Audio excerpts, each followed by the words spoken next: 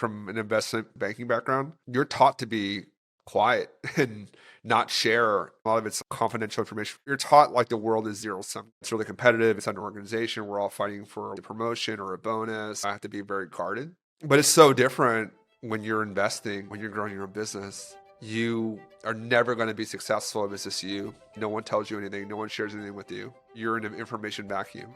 It's just playing a game on like super hard mode.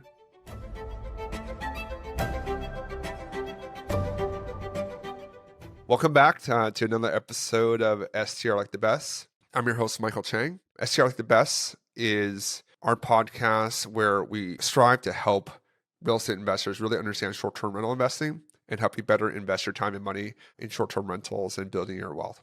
Today, I have my co-founder and wife and all-around superstar, Liz. Welcome. Hi, everyone. Great to be here.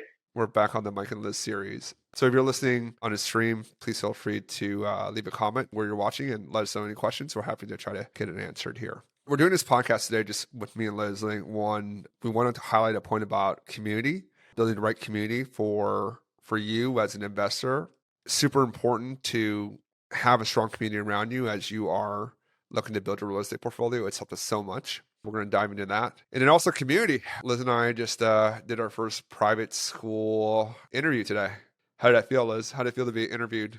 It's actually kind of strange. I am out of the corporate world for so long, so I haven't gone to a job interview for a long time. But this is not the same as job interview, but in a sense, it's kind of like meeting the prospect school, potentially sending our kids there. I thought it was a pretty good experience. I think it was great. It was really good. It's nice to see the school and meet the people, and came away with it feeling pretty good about, the school and I think how good it'd be for Athena Jackson. But, broadly just the community part, right? Like I think for us, it's the school, but also like the community, the people that were there, listening to them talk about how close that school community is together and the kids and the parents, like that for me was like a pretty important thing too. And, we'll talk about how this relates to real estate, but I think just like for me, highlighted another point about like why community is so important and why I wanted to make it the main topic today. 100%. And I think building this STR like the best community help us realize the power of having the right network, like-minded mindset people together and build that strong community. It really translates. And really, when I saw the school, immediately I could feel, okay, they such a tight knit, and I really like that. Yeah, you never know what community gets you. Like literally walk in there, there's two people that I know. Yes. I was like, oh, hey, what's up? Yeah, Yeah, it's great. this guy Amar, who I used to work with at Jeffries, we saw him when we were walking in, and then Al, who I've known for a long time. He's another Yeah. parent that was there for his 1-year-old. Yeah, I mean, just like community and people that is so critical. I'm having coffee with Amar on Friday just to catch up with him as well. So that'd be cool. But really kind of focus back on STR Like the Best and the community that we built. We have over 1,100 people now on our school community. So if you aren't part of that, we'll drop a link in the show notes there. Please join our private community on School, which is a website, but it's a really good place for you to interact with each other. But also our more private mentorship community. We have over 150 investors now over the last 3 years that have joined that. It's pretty crazy to see how much we've grown. Yes. I still can't believe it. Just like the way, the velocity where the community really compound and grow. And they all really make their own friend, their own tribe too, within the community in the same market or where they live together. They all connect with each other. So it's really lovely to see that initiative within the mentorship group. Yeah, I know they want their own separate channel in the Slack. There's like, Yeah. state specific groups, market specific groups. We have so many doctors in Yes. the program. Doctors make a lot of money and owe a lot of taxes, and they're pretty busy. They don't really have time to figure out different real estate strategies or tax strategies. So, not surprising, a good fit. We just got a hand surgeon to join today. We have a colon guy today, surgeon and his husband. Any issues that I think we can just go to our community and ask for the assistance. But I think the way you want to break up this next like 30-minute chat that we have, and I think one is like talk about how Our own personal community has helped us in short-term rentals, like when we started in 2016. I think we talk about Sayed and how that helped us really even launch a journey. The community that we're building right now within STR like the best. And then really just like the resources and the people that are in there. What I really enjoy is like everyone in the community is a similar wavelength, right? They are all highly educated. They all high income. Most of them are married or in long-term relationships. They have kids. They own their own home. And they most of them pay a lot in taxes because they have a good job, or they make good investments, and they are looking to build their wealth, and they want to do it through real estate. And really, for short-term rentals, there's really nothing better than short-term rental investing with the short-term rental tax loophole, right? You get the tax benefits, you get the cash flow, you get the appreciation, and I know it's just great to see everyone, for us, like solving multiple problems at once with them. It's good. It's pretty cool to see. And by building this community that we're building, we continue to add resources at each stage of the life cycle. We break down our community when they join the mentorship into different life cycle, and we have onboarded a lot more resource. As whenever we see a gap within the resource, we continue to hire the right resource, the right expert to help our community. And I think we have seen the compound effect of that. It's a really well-rounded resource hub now. If everyone has a question, we have an answer for you. We have Yeah. gone through 10 years of short-term rental. You have seen most of it, the highs, the low, all the emergency situation, how do you handle that? And operation is such a big part. A lot of people think once you launch, you stop there. No, but the real marathon really is the operation. How long can you own this asset to continue work for you, build long-term wealth? And that part is critical. And we have a very strong operation team that we have built over the years that we deploy here to our education program. And they are fantastic. Yeah, no, why don't we break it down, and then we'll talk about how all this even got started, right? Like, you and I are in there the entire time, so we're deep in this. You and I live in Slack now, basically. I should We do. probably, and we're there driving, being all parts of the process, the strategic direction, even the underwriting. But we have a lot more resourcing, so that people can have that subject matter expertise like right when they join, right? So we have a client service manager now that will be with you very first step of the process. Her name's Joanna.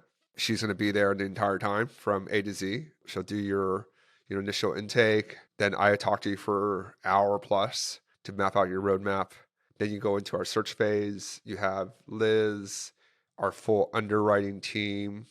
We have an admin in there as well. So it's like 7, 8 people in there in the beginning with you to support you in that initial search cycle, along with resourcing on mortgages and lending, right? So that's one cycle. And then once you're in contract, who do we add when they're in contract?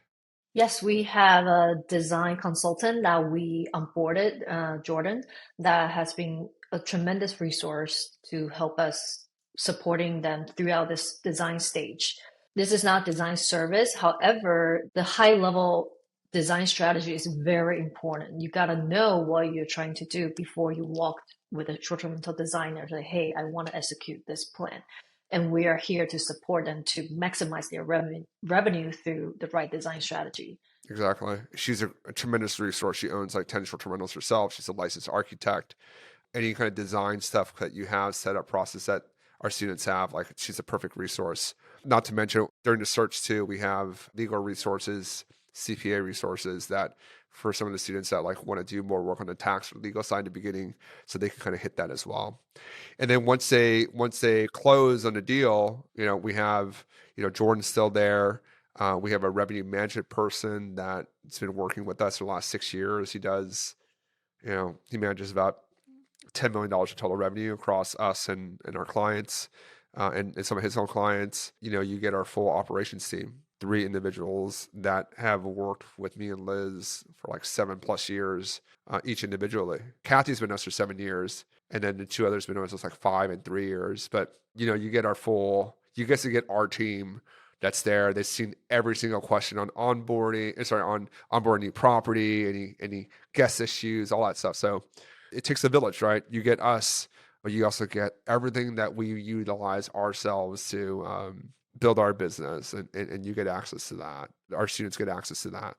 And it's cool to see like them get, beautiful property, and then, go live and get the cash flow start coming in with the reservations, and then execute the tax strategy. So it's really cool. Like we have like 20 people now on the client success side. It's like it's grown so much.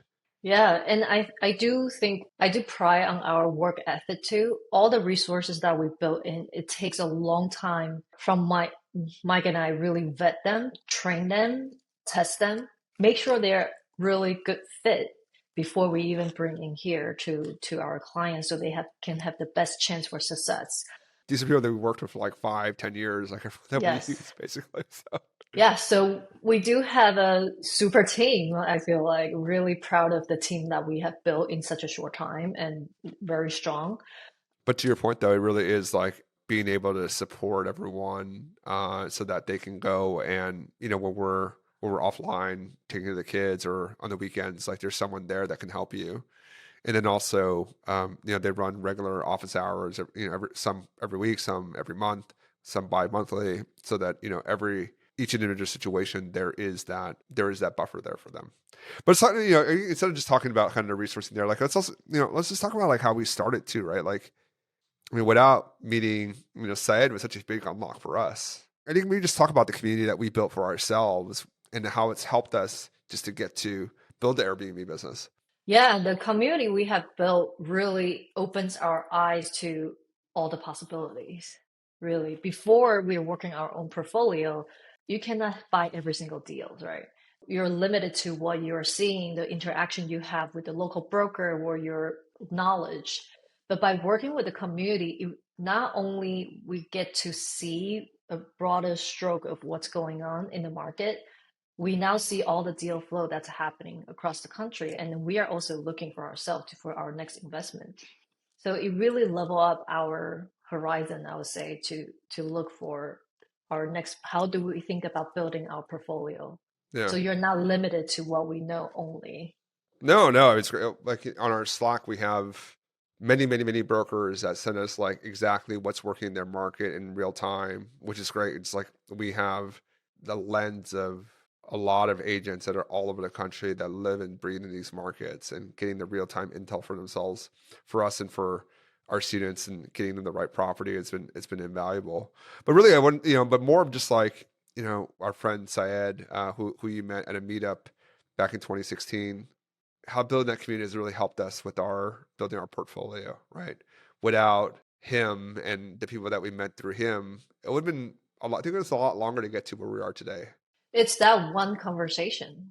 It really is. Every time we feel stuck, it's like we get the key to that door by talking to the right people. And we still talk about our journey. Mike and I still talk about our journey a lot of time, just kind of think through what we have done in the last year, last 3 year, 5 year, what's the progression of our investing journey. Almost every step of the way, there is a mentor, a friend who has done it, share a great insights that we are able to take it in, and really take action. I would say being able to know the right people, get that information, and take action is the quickest way to.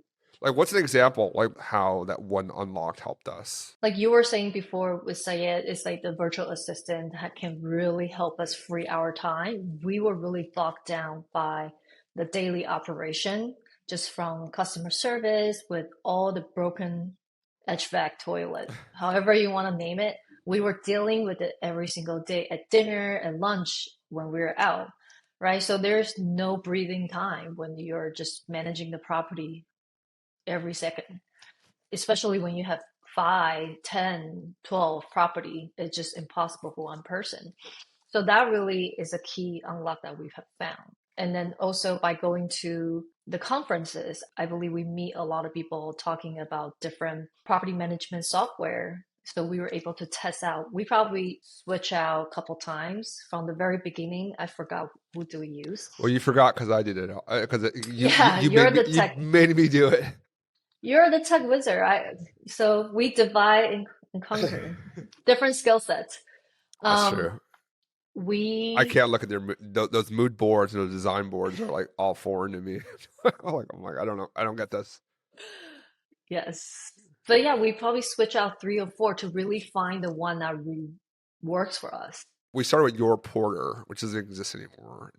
Very first one, and then we went to yeah, Uplisting? Uplisting. Yeah, right, perfect. Yeah, Uplisting for a year, and then we went to Hostaway, which we've Yeah. been on for the last 6 years. So that's been super useful. No, but like I just remember like from even for us to build our education business, right? It was a conference and a community, right? Like I went to Chicago. I met Sayed at the VRMA conference, and then he had two friends that were there, part of his community, introduced me to them, and they were telling me what they were doing.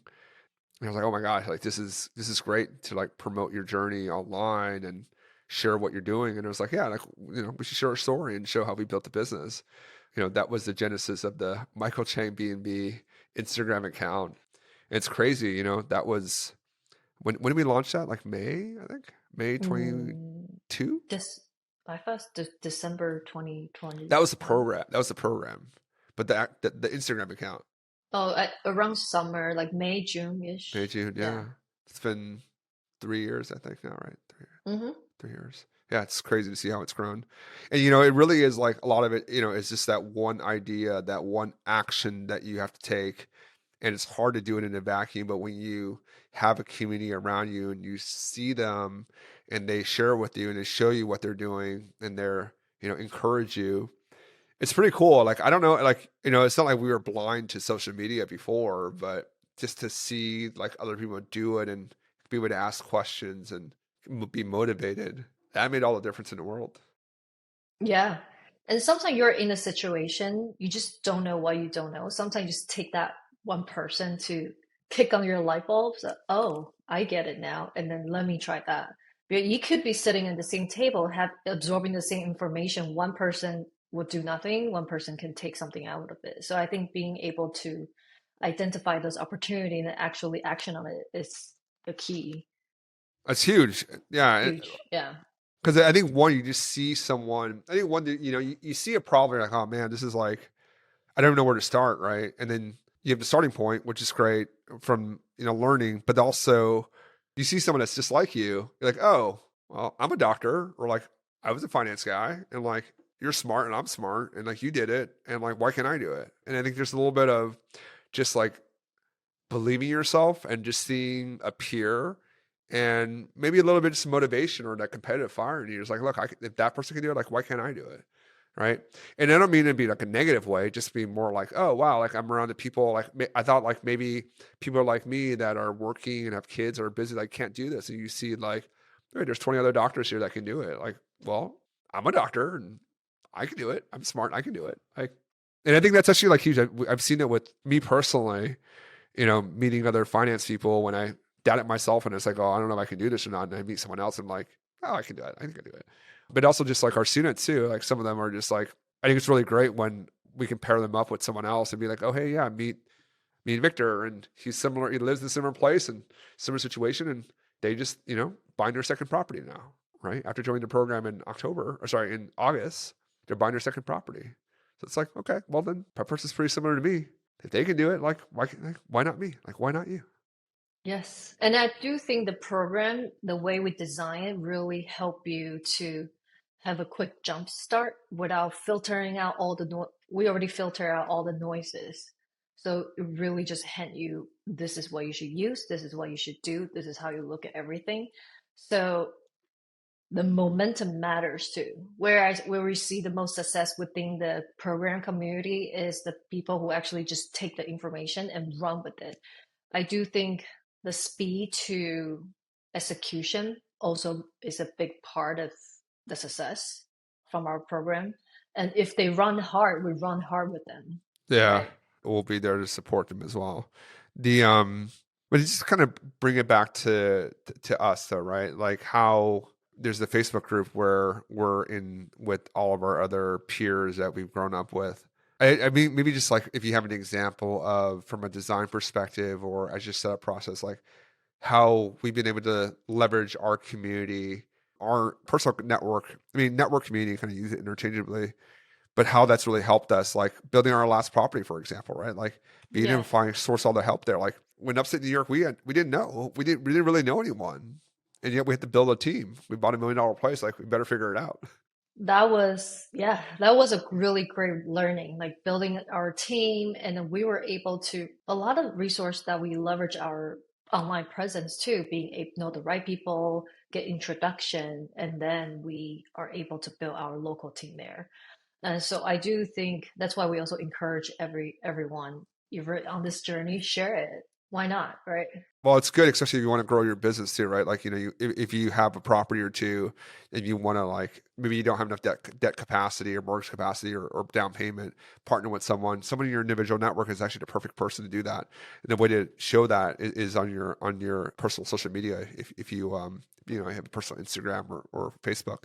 What I also wanted to note too was, like, even getting our initial process set up in the Catskills, right? Like, the right cleaning team, the right, the what garbage can that we buy because, like, there are bears up there, right? It was through a friend of ours a former coworker of mine, whose friend had a property up there, and we asked for an introduction. We got it, they introduced us. They helped us find our insurance up there. Like, all these things matter so much about your network and really building your network, because you're just never going to know everything. And it really is like knowing the right person that probably knows that general area. So it's like, maybe you don't know a general area, but if you know the right people in there, like, you kind of have that information too, because you can just ask them, they can help you. I think this is a learning for myself from my investing journey. Just don't be afraid to ask.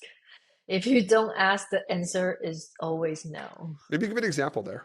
Naturally, an introvert, so I don't usually go out and ask people favors. Sometimes I feel bad. Just like by nature, I feel bad. I'm bothering someone and ask a Is question. that like a Taiwanese thing No, I think it's just or personality Asian? thing. I I'm think a so. more just an introvert, very into my own element. You don't think it's like you think it's like an Asian cultural thing where you just don't want to, like, Maybe a little bit of seem culture like you too. owe We people. don't, yeah, you don't like to owe favors. You want to try to figure out on your own always. Don't bother other people. Yeah, culturally, maybe a little bit. That's how I grew up, at least within our household. In the long run, you do need a village to grow a business, to grow your portfolio, to do anything. So I do think it's a give and take. You take, you also give. It's a two-way street. Yeah. That's how kind of what I realized. It's okay to ask favor, but also, this is a two-way street. You have to be helpful and add value to other people. I think if you can harness that loop of giving, taking, it will go a very long way. Talk about that giving part, 'cause I think that's a lot. I think that's where a lot of people, maybe one, they're just like, it's below their awareness. Two is they kind of forget that, like, you know, it's okay to ask sometimes. Like, to your point, like, it's okay to ask. Like, you got to give too. Maybe it's not that person specific, but, like, having an abundance mindset where, like, it's okay to share. Like, you're not giving anything away. You're helping someone, and, like, what goes around comes around. You build your karma. You build your Yeah. personal brand, like, that will help you, right? I mean, maybe just talk about it a little bit, like, how did you eventually get comfortable with asking by giving? Like, maybe, it's something that I'm kind of putting you on the spot, I know, but You just have to do it. You got to try. You're stuck.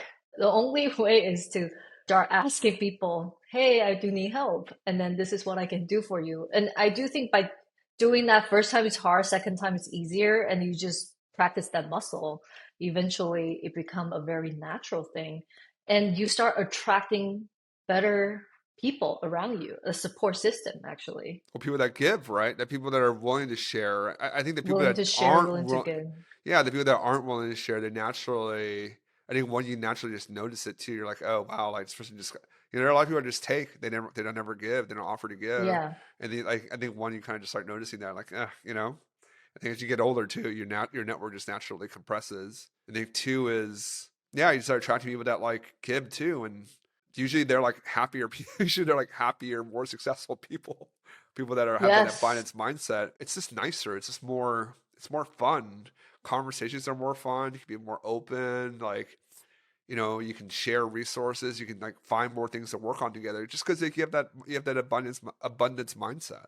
Yeah, and we just had a conversation with the broker that we work with long time ago. We didn't buy a deal. Matt, right? However, Yeah, Matt. Yeah. we're still in touch with him like 7 years later, now we're doing more business together. We probably talk once a year, but every time the conversation is great. It's like we share best practice, market knowledge, what's working right now, what are you seeing?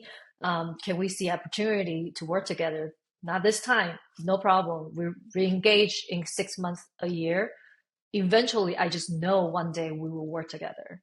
It's just like the right people. Now he's in our Slack and he's like, providing insights into his markets that we can match him with a student that's looking for something in Florida and that price range and what works like that. That's great. And it's like, just adding value to both sides. And I think it's a good place to wrap up our conversation. It's like such a personal journey for me too, candidly, right? From an investment, pure, very hardcore investment banking background, you're taught to be quiet and not share. A lot of it's like confidential information from your clients. You're taught like the world is zero. I mean, especially from an M&A world, like you're kind of taught that it's a zero sum game out there. And I think like a lot of the corporate roles are like that. You're kind of taught like, okay, hey, like, it's really competitive inside an organization. We're all fighting for like the promotion or a bonus, or, we're fighting with a different bank or a different consultancy to like earn the business. So I have to be very guarded. But it's so different when you're investing, when you're growing your own business. Like you are never going to be successful if it's just you and no one tells you anything. No one shares anything with you. Like Yeah, really. you're in an information vacuum and it's just playing a game on like super hard mode. And then how does it help? I feel like your personal growth wise, by onboarding all these new clients, seeing different profession, like people who has gone through the similar path like us before in high paying job or professional, and talking to them every single day, onboarding them, how has it changed anything the way you see? I mean, we had that initial conversation, right? Like I had a couple today, but also I had a couple conversations with our existing students. It's like, hey, what's going on? How can we help? I'm naturally, me, I'm like naturally introvert. Like yesterday, when you went to go and get a haircut and meet Jenny for lunch and talk about private schools, like I went to the city by myself and I sat down at a restaurant in Midtown and it was just me. I was like 2.5 hours there just by myself. Like didn't talk to anyone, no phone calls, no anything. And just like I was working, but like I felt so much. I felt so refreshed leaving there. I was like, oh, I could just like be out of the house and be out of the office and just like spend time with myself. It was like great. But anyways, talking to our clients and hearing their specific situations and I think one their fear about making a mistake, right? With an investment, their fear of trusting someone to see online, like it's kind of hard, right? Hearing their personal journey about how they got to, hey, I really want to do this, and maybe listen to the podcast or whatever their individual process was like to get there, and now being in a place where they're like, hey, I want to make a change. I'm tired of paying all these taxes, or I bought a bad short-term rental. I bought a bad long-term rental before, but like I've learned my lessons. I'm going to do it differently this time and do it better this time and get guidance and be part of a community of other people that are doing this.